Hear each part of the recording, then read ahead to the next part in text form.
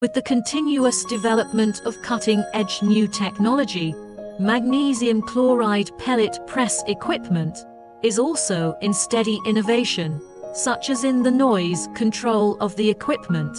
The noise of the equipment produced today is much smaller than in the past. The power consumption is greatly reduced. At the same time, the pellet rate of raw materials is also become higher and higher, further reducing the probability of raw materials rework. The continuous development of cutting-edge new technologies has made continuous technological breakthroughs in the field of manufacturing have gradually built our low-carbon environmental protection standard.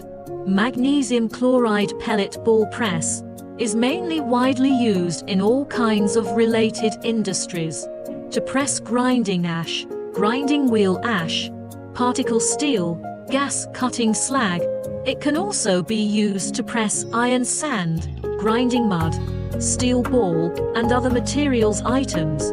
Is also used in the energy chemical industry, power plant industry, transportation industry, and metallurgical industry.